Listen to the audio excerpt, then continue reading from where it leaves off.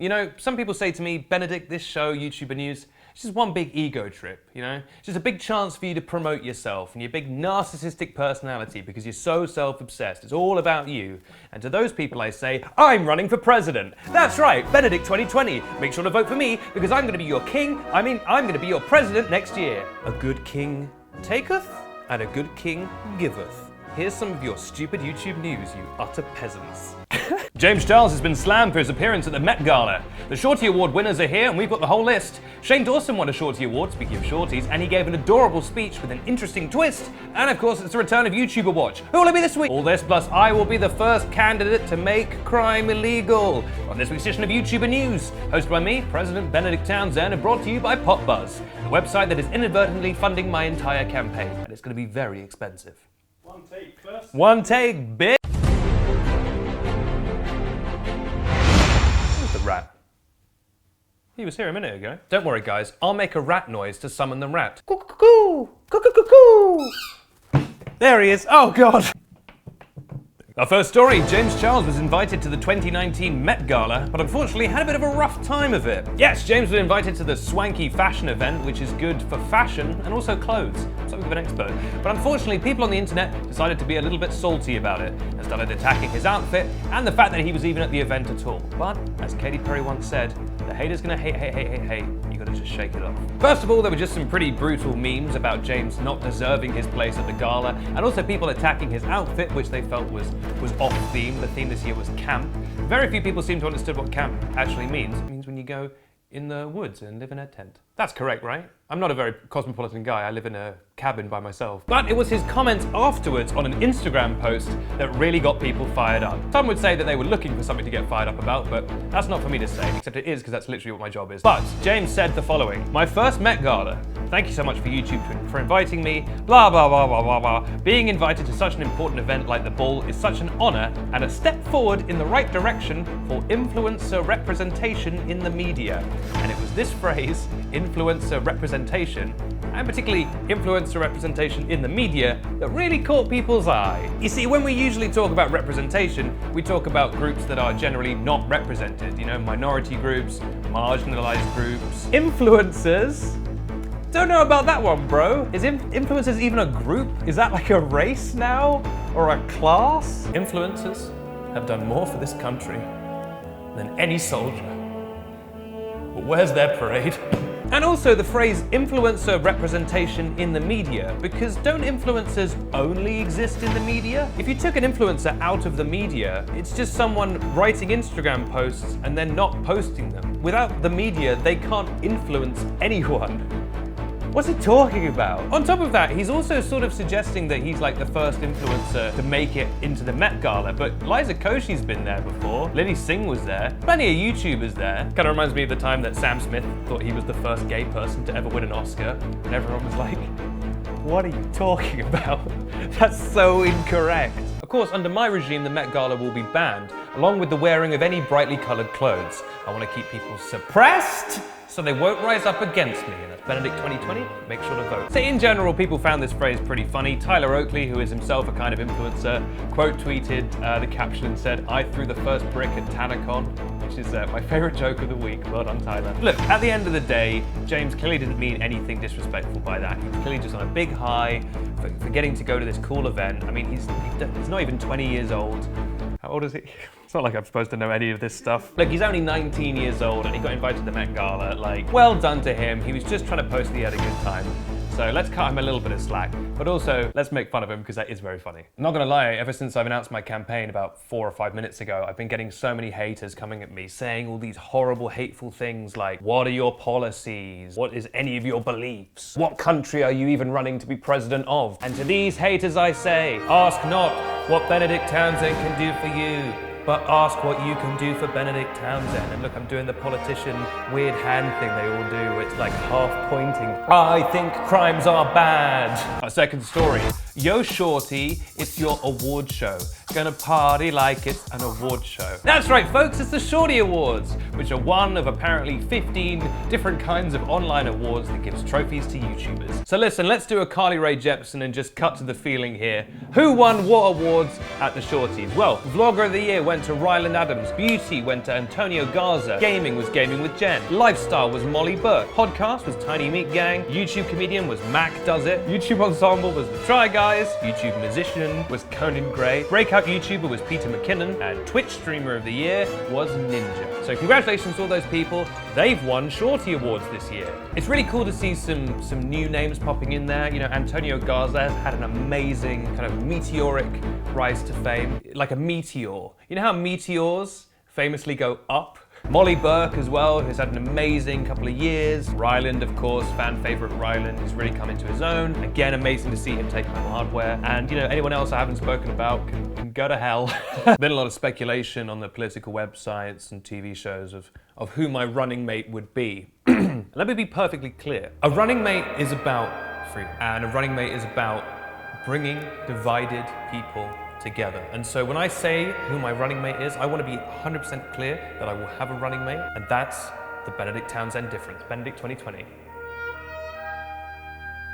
And it's Whoopi Goldberg. That's right, folks, Hollywood actress Whoopi Goldberg. She's got an EGOT, but she might as well add a P to that for president. Twice, that is. Congratulations to Whoopi Goldberg. I've not told her yet. Now let's just Lego with this Sego into the next story.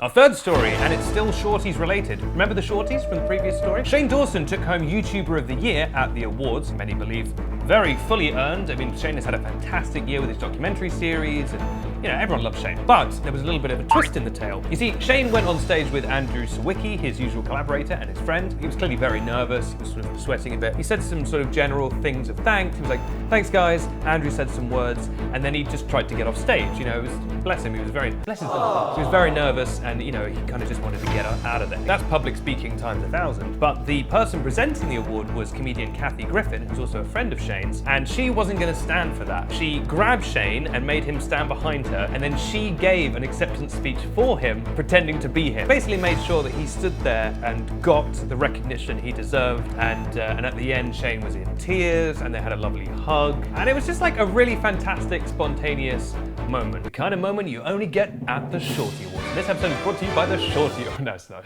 This episode is brought to you by nothing except my 2020 campaign. Vice Pres Whoop Gold. Shane later tweeted a series of things just praising Kathy. He said, Kathy Griffin doing a speech for me is something I wish I could tell my 12-year-old self about. Kathy, you will always be my hero. You're the reason I got into wanting to create funny stuff with a heart. Your comedy kept me going through so many hard times as a kid. Love you so much. Heart emoji. So he was clearly over the moon that this happened. And it's just a really sweet, wholesome story in a world that is continually dark. And everyone's out to get you. And there's only one man that can protect you, and it's me, Benedict 2020. I've got to, man, they're gonna hate this. I've got to stop doing this all the time. Every week I think I've made the most annoying episode.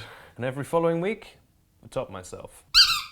In my administration, you are the only person to lead our army. You got to the rank of colonel, and that's very impressive. And I love your delicious chicken. Signed, Benedict Charlotte Townsend.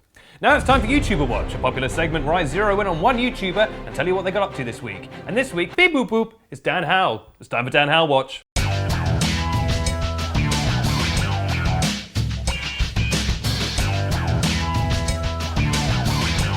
Welcome to Dan Howell Watch. I'm Charles James, the alternate reality version of James Charles, who has come to this dimension to find and kill him. What's Dan been up to this week? Well, Dan was pottering around the house like a little old man trying to find something to do. First he played on his Nintendo Wii, then he made himself a sandwich, then he hung out with his good friend Phil Lester. And then he said to Phil, Phil, I feel as if my life has become somewhat aimless. I need to find a new direction in this life. I need to find a way to help people and lead people.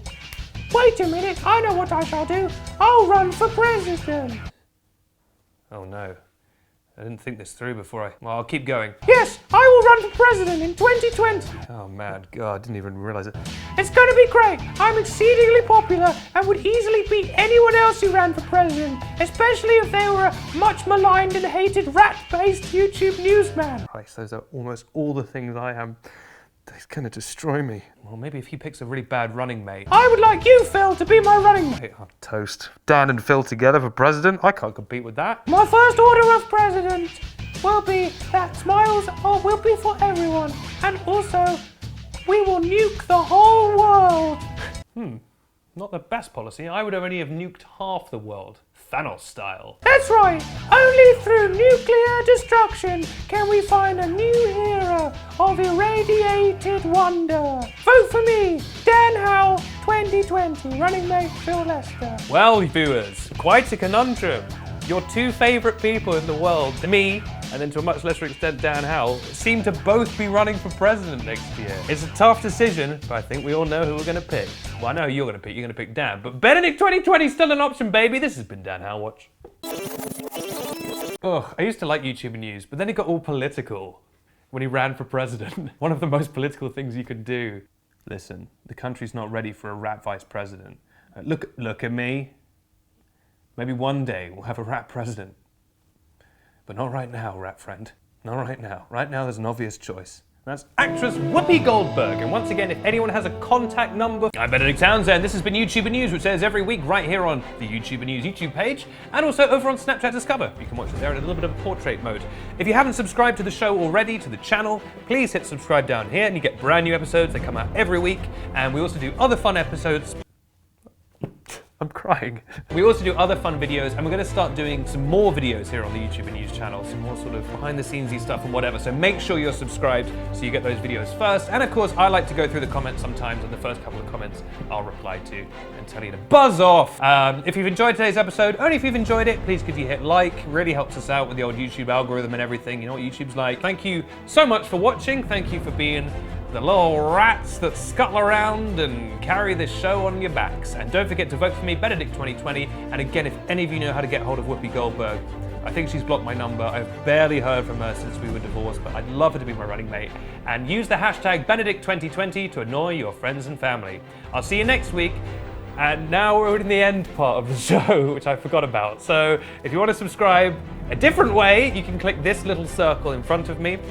If you want to see last episode of YouTuber. If you want to see the last episode of YouTuber, click on this box right here. This is a beautiful episode. Where am I from? I think it's pretty obvious. Canada. And if you want to see another video, a real good one that I like, you can click here. And those are the 3 boxes you can click. And isn't that good for you?